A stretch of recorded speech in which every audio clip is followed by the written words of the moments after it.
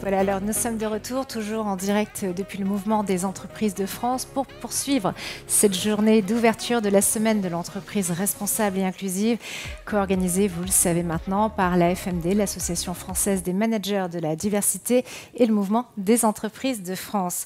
Voilà, alors je suis aussi ravie de retrouver toutes celles et ceux qui viennent de se reconnecter depuis notre site internet série.org, série, vous l'avez compris, comme semaine entreprise responsable inclusive. Vous le savez aussi, pour prendre part à cet événement jusqu'au 7 octobre, c'est-à-dire tout au long de la semaine, un seul hashtag pour permettre au message fort d'essaimer, le hashtag série 2022.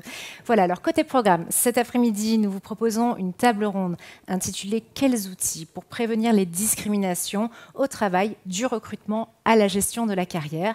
Mais pour l'heure, nous accueillons Claire Hédon, la défenseure des droits, pour une interview croisée avec Joanne Titran, coprésidente de la FMD, et menée par Armelle Carminati-Rabas, présidente du comité entreprise inclusive du mouvement des entreprises de France. Nous pouvons les applaudir. Soyez les bienvenus.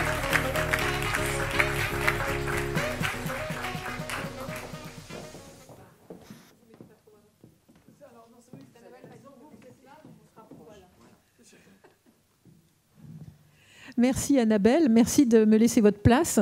C'est impressionnant. Vous me direz après ce que vous en pensez, mais en attendant, je vais essayer d'oublier tout ça. Et oui, c'est un format peut-être un petit peu inhabituel parce qu'on aurait pu demander à Annabelle de nous passer la balle à nous trois. Et puis finalement, le temps est précieux. On a une demi-heure. Vous, Madame Claire Hédon, au nom de l'État. Toi, Joanne Titran, au nom de l'entreprise. Finalement, c'est très intéressant dans la position MEDEF de vous entendre chacun intervenir. Et c'est probablement plus simple pour chacun ici qui nous suit à distance ou dans la salle de comprendre d'où on parle. Très rapidement, parce que l'on vous connaît, Claire Hédon, vous êtes défenseur des droits depuis 2020, avec un E bien accentué.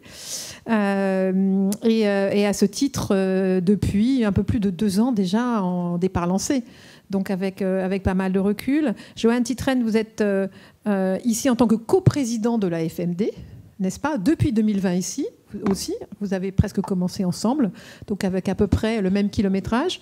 Mais aussi dans la vie civile, directeur d'inclusion et diversité d'ADECO France. Donc là, homme de terrain. Donc à la fois coprésident au nom de plusieurs entreprises de toute taille, d'un point de vue associatif, et puis en même temps sur le terrain, au réel, avec les collaborateurs d'ADECO en France. À ce titre-là, et pour faire le lien avec ce que vous avez entendu ce matin, on a passé du temps autour d'une enquête de l'Institut de l'entreprise, mais aussi en amont, avec des données chiffrées, des données du baromètre de perception d'égalité des chances et de baromètre de perception de la RSE par les salariés des entreprises de France. Et perception. J'aimerais bien qu'on s'apesantisse, parce que ce matin, j'ai beaucoup donné de chiffres avec Dominique Carlac, qu'on s'apesantisse un peu sur cet aspect, cet angle crucial de la perception. Moi, je l'ai dit ce matin avec mes mots, c'est pas la réalité, une perception, mais c'est quand même le point de départ, le vécu de ceux qui nous parlent et qu'on interroge et dont on doit accuser réception.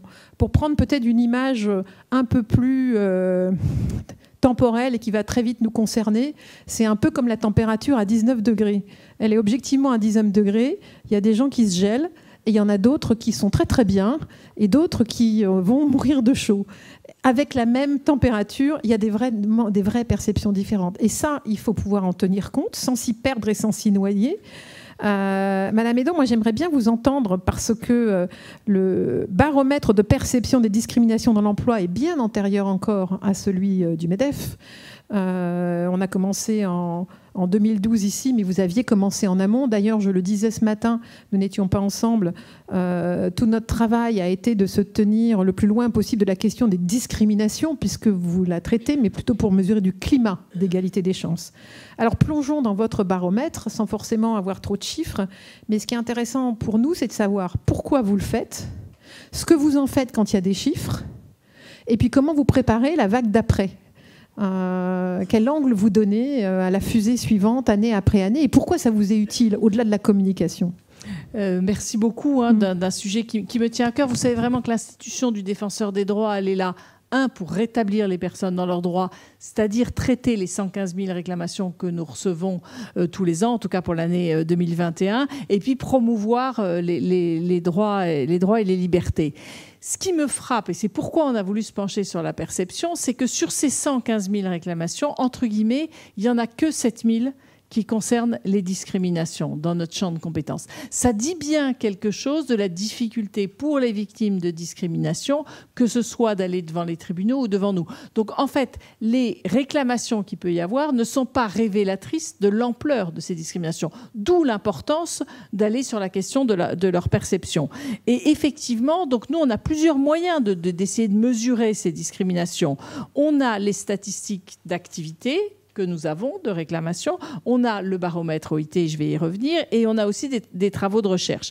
Je vous dis un mot des statistiques d'activité. Je vous ai dit 7 000 réclamations en 2021 sur les discriminations, une augmentation quand même de 25% par rapport à l'année précédente, qui est vraiment liée à la création de la plateforme, et j'y reviendrai, qui nous a rendu plus visibles, qui a certainement facilité aussi les saisines.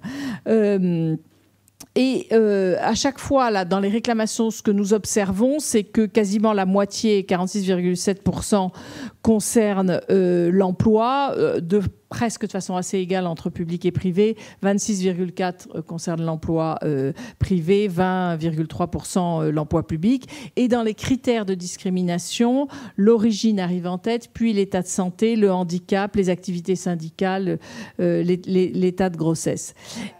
Et là, il arrive 6,1% de nos réclamations. Ah oui. Vous voyez, très alors que la perception que nous, on mesure, on l'a mesuré ce matin, c'est l'âge d'abord. La hantise, c'est l'âge d'abord. C'est l'âge d'abord, voilà. Et alors, d'où l'idée, on voit bien que nos réclamations ne nous donnent pas une idée suffisamment large des discriminations, d'où l'importance de ce baromètre. Je vous citerai 2 chiffres sur le baromètre. 2020 faisait un peu, je dirais, un récapitulatif sur l'ensemble des discriminations sur l'ensemble de la population. Et là, 1 personne sur 5 dit avoir été victime de discrimination. Et quand l'année d'après, on s'est intéressé aux jeunes, simplement, là, c'est 1 sur 3 qui se dit avoir été victime de discrimination. Et évidemment, c'est très intéressant parce que quand on voit ça et que derrière, on leur a aussi demandé « mais vous avez fait quoi une fois que vous êtes senti victime de discrimination ?» Et 4 sur 10 n'ont rien fait. Et dans le rien fait, c'est même pas en parler à quelqu'un autour de soi. On n'allait même pas jusqu'à est-ce que vous êtes allé devant les tribunaux ou est-ce que vous nous avez saisis. Donc on est massivement dans du non-recours, ce qui me permet aussi de vous dire que le prochain baromètre OIT qui sortira le 8 décembre sera sur le secteur des services à la personne. Puisque, en fait, suivant les moments, on s'intéresse, je dirais, à une frange de population ou à des activités différentes. L'impact de ce baromètre, franchement, ça permet de saisir l'ampleur des discriminations, parce que ces chiffres-là de perception disent bien quelque chose de la réalité des discriminations. Et puis, l'autre chose, je trouve assez injuste de faire peser uniquement sur les victimes de discrimination, le fait d'aller soit devant nous, soit devant les tribunaux, qui elles-mêmes le disent, et ça dans tous nos baromètres. 1, je ne sais pas à quoi ça va servir d'aller devant les tribunaux, devant le défenseur des droits. 2, j'ai pas de preuves, ça va être compliqué. 3, j'ai peur des représailles. Et ça, il faut quand même l'entendre. Et honnêtement, dans les décisions que nous rendons, c'est beaucoup plus fréquent que ce qu'on imagine. Et puis, quand même, toujours sur ces perceptions, donc on a nos statistiques, le baromètre OIT, et puis quand même tous les travaux de recherche que à la fois nous menons, nous finançons ou nous demandons. Et évidemment, le dernier que j'ai envie de vous citer, mais j'imagine que vous en avez déjà parlé, c'est la 2e édition de l'enquête Théo, trajectoire et origine, qui permet d'objectiver les discriminations. Et je trouve que je vais vous citer juste 2 chiffres. 19% des 18-49 dans la dernière étude ont déclaré avoir subi des traitements inégalitaires ou des discriminations au cours des 5 dernières années. C'était 14% en 2008. Donc on est sans aucun doute sur une augmentation de la perception de la réalité des discriminations, et elle concerne principalement les femmes en raison du critère de sexe, les immigrés, leurs descendants, les natifs d'outre-mer. Et ces résultats, le baromètre OIT, cette enquête Théo, en fait, vraiment montre que le non-recours est omniprésent. Et donc, il faut l'avoir en tête, ce non-recours, et avoir, je vous redis, en tête qu'on ne peut pas tout faire porter sur la victime. Et dire à la victime, elle doit aller devant les tribunaux, ce n'est pas quelque chose d'aussi simple. D'où ce baromètre et d'où la perception aussi importante. Voilà. C'est intéressant ce que vous dites sur... les chiffres qui montent. Joanne Titraine, dans les entreprises, quand on pratique des enquêtes, on sait que quand on commence à poser un sujet sur la table, plus on en parle, plus il existe. Des baromètres de perception, il n'y a pas que l'égalité des chances. Je suppose que vous en voyez plein. Mais pour toutes ces enquêtes d'engagement ou autres qui s'intéressent au climat, en quoi est-ce indispensable ? Quelles en sont les limites? Qu'est-ce qu'on en fait dans une entreprise? Est-ce qu'il faut toujours passer par là? Quel est votre retour là-dessus? Merci Armelle. Alors la question est vaste. Même les questions sont vastes. Donc je vais tenter d'y répondre, mais sur la perception. Perception, on est d'accord. Mais déjà bonjour à toutes et à tous ceux qui sont présents et celles et ceux qui sont en ligne. Donc tu l'as dit, la FMD, c'est 160 organisations qui représentent un peu plus de 5 millions de salariés et d'agents. Donc quand on est à la FMD, on est déjà en quelque sorte un centre d'observation, nous aussi à notre échelle.